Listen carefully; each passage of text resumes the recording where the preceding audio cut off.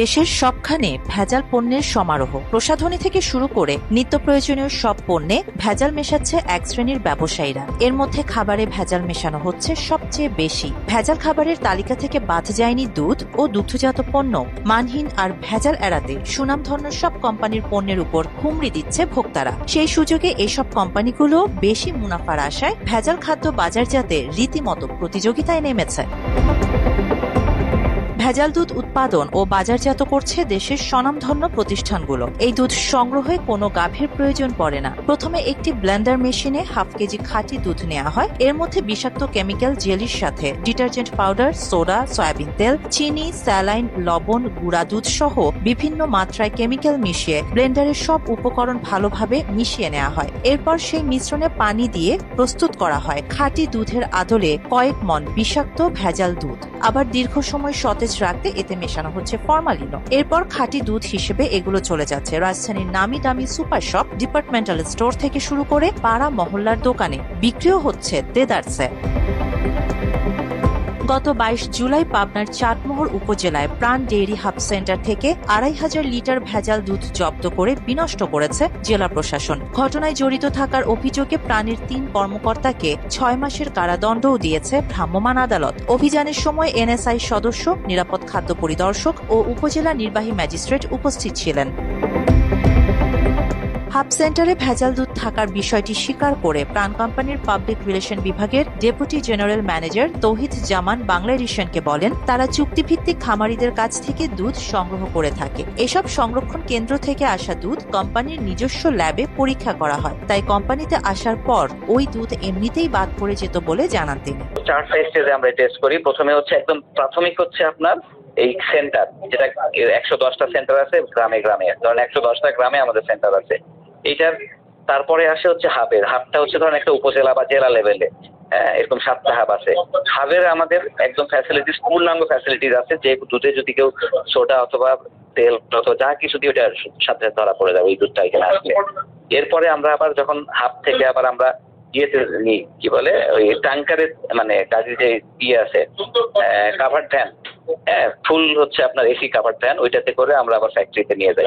তখন আবার আরেকবার টেস্ট করা হয় এবং ফ্যাক্টরিতে যখন ঢুকে তখন আবার টেস্ট করা হয়, যখন প্রসেস করার আগে আবার টেস্ট করা হয়।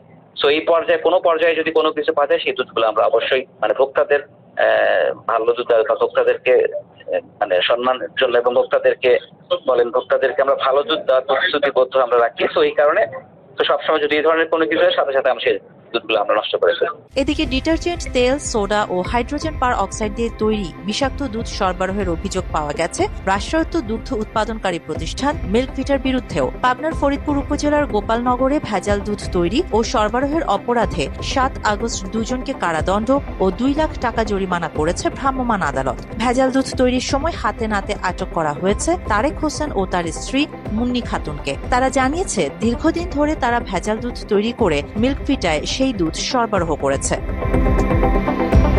বিশেষজ্ঞ চিকিৎসকদের মতে ভেজাল সব খাবারই স্বাস্থ্যের জন্য মারাত্মক ক্ষতিকর। তবে তরল দুধ পানের ফলে মানুষের শরীরে বাসা বাঁধছে ক্যান্সার সহ বিভিন্ন মরণ ব্যাধি। কিডনি বা লিভারের মতো অঙ্গ প্রত্যঙ্গও নষ্ট করে দিচ্ছে ভেজাল দুধ। অসময়ে গর্ভপাত, পেটের বাচ্চা মৃতও হতে পারে। দীর্ঘদিন বিষাক্ত কেমিক্যাল নীরবে মানুষ হত্যা করছে। শুধু জেল জরিমানা নয়, অভিযুক্তদের সর্বোচ্চ শাস্তি নিশ্চিত করা না গেলে অদূর ভবিষ্যতে দেশ পরিচালনায় মেধাসম্পন্ন লোক খুঁজে পাওয়া যাবে না। শুধু গর্ভপাত না, বাচ্চা হওয়ার ক্ষমতাও হারায় ফেলছে মেল ফিমেল বোথ। গর্ভপাত তো পরে, প্রেগনেন্ট তো হচ্ছে, কিন্তু প্রেগনেন্সির ক্ষমতাই হারায় ফেলতেছে। মহিলারা প্রেগনেন্সির ক্ষমতা হারায় ফেলতেছে, পুরুষরা সন্তান জন্ম দেওয়ার ক্ষমতা হারায় ফেলতেছে এই কেমিক্যাল গুলোর জন্য। কারণ এই কেমিক্যাল গুলোর কোনো প্রুফ নাই যে কোন কেমিক্যালটা খাদ্য সামগ্রীতে ব্যবহার করা হচ্ছে, এবং এগুলো মেনলি কিন্তু বেকারি আইটেম। এছাড়াও ভেজাল তরল দুধ খাওয়ার কারণে শিশু থেকে শুরু করে সব বয়সীদের পাকস্থলীতে ক্যান্সারের সম্ভাবনা বেশি। তাই এগুলো বর্জনের পরামর্শ বিশেষজ্ঞদের। জাতিকে রক্ষায় ভেজাল কারবারিদের বিরুদ্ধে কঠোর থেকে কঠোরতম ব্যবস্থা নেওয়ার দাবি জানিয়েছে অনেকে। মাত্র 30% টাকায় জমির মালিক হয়ে নতুন বাংলাদেশের গড়ে তোলার স্বপ্ন দেখা বাংলা বসতি। এদিকে দেশের স্বনামধন্য কোম্পানিগুলোর বিরুদ্ধে ভেজাল দুধ সরবরাহের খবরে ভোক্তাদের মধ্যে মিশ্র প্রতিক্রিয়া দেখা গেছে। ভেজাল খাদ্য সরবরাহকারী এসব প্রতিষ্ঠানের বিরুদ্ধে কঠোর আইন প্রয়োগ করে শাস্তির ব্যবস্থা করা সহ প্রতিষ্ঠানগুলো বন্ধ করে দেওয়ার দাবি সাধারণ মানুষেরও। খাদ্য হচ্ছে 2 নাম্বারই অথবা ভেজাল, এগুলোর জন্য একটা ইমিডিয়েট আমি বলবো যে পানিশমেন্টের দরকার, দৃষ্টান্তমূলক, যেটা জনসম্মুখে হওয়া উচিত। ভেজাল খাদ্য উৎপাদন করে অথবা বাজারে সেল করে অবশ্যই তাদেরকে সেটা মোবাইল কোর্টের মাধ্যমে হোক অথবা বিশেষ কোনো আইন এর মাধ্যমে হোক, তাদেরকে যদি তাদের ইমিডিয়েট কোম্পানিটা বন্ধ করে দেয় অথবা এমন এলিমেন্টসের তাদেরকে ফাইন করে যেটা অনেক বেশি পরিমাণ, তাহলে নিঃসন্দেহে তারা এই অপরাধটা নেক্সট টাইম করবে না। এবং আরও তাদের আশেপাশে যারা 2 নাম্বার বা খাদ্যতে ভেজাল মিশাচ্ছে ওরা কিন্তু সতর্ক হবে। বাংলাদেশের সবচেয়ে বিশ্বস্ত এবং সবচেয়ে সুনামধন্য 2টা প্রতিষ্ঠান, যাদের উপরে মানুষ চোখ বন্ধ করে আস্থা রাখে এবং যাদেরটা যারা বাজারে নাম্বার 1 পণ্য হিসেবে প্রচলিত, তাদের পণ্যে যদি মনে করেন এই জাতীয় সিমটম পাওয়া যায় কিংবা এত ভেজালের সম্ভাবনা পাওয়া যায়, আর যারা নাম্বার ছাড়া আছে কিংবা যারা সচরাচর অন্যান্য কোম্পানি আছে তাদের ব্যাপারে আমরা তো অন্য কোনো প্রত্যাশা ছেড়েই দিলাম।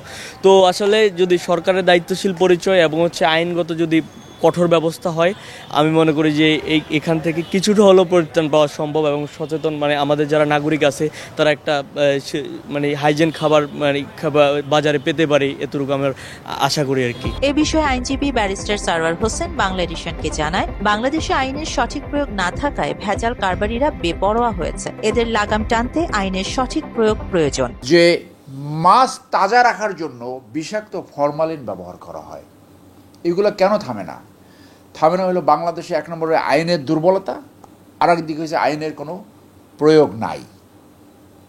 সেই সব কারণে আইনের প্রয়োগ কিভাবে করতে হয় সেটা চায়নায় একটা উদাহরণ রয়েছে। এই দুধের সাথে ফরমালিন মিক্স করছিল, মাত্র 3 মাসে বিচার করে তাকে ফাঁসি দিয়েছে। আইনের একটা বড় নির্দেশ হলো, আইনের একটা বড় শিক্ষা হলো যে আইনটি এমনভাবে প্রয়োগ করতে হবে যাতে সমাজের ভবিষ্যতে যারা এই খাদ্যে ভেজাল করবে অথবা ভবিষ্যতে যারা অপরাধ করবে তাদের কাছে একটা মেসেজ যাবে যে তুমি যদি এটা করো তাহলে তোমার এইভাবে শাস্তি হবে। তিনি আরো জানান, উন্নত রাষ্ট্রে খাদ্যে ভেজাল দেওয়ার শাস্তি দৃষ্টান্তমূলক হয়ে থাকে, তবে বাংলাদেশে সেই তুলনায় আইনের কঠোরতা কম, ফলে বারবার সুযোগ নিচ্ছেন অসাধু কারবারিরা। তাই এদের বিরুদ্ধে দৃষ্টান্তমূলক শাস্তির কোনো বিকল্প নেই। তথাকথিত বড় কোম্পানি তারা যদি অন্যায় করে, সেখানে বলা হয়েছে কোম্পানিকে শুধুমাত্র জরিমানা করা যাবে। এই নিরাপদ খাদ্য আইন যেটা 2013, সেই আইনের 58 ধারা থেকে 60 ধারা পর্যন্ত পানিশমেন্টের কথা বলা আছে। সেইখানে বলা হয়েছে যে শুধুমাত্র তাদেরকে জরিমানা করা যাবে। তো এই যে কোম্পানি অপরাধ করে, যারা খাদ্য প্রস্তুত করে, এই ম্যাক্সিমাম তো কোম্পানি। তো কোম্পানি কে পরিচালনা করে? ম্যানেজিং ডাইরেক্টর নির্বাহী প্রধান। তো শুধু জরিমানা করে ছেড়ে দেবেন তাহলে তো খাদ্য ভেজাল হবেই। আপনার তো আইনের এখানে ঘাটতি রয়েছে।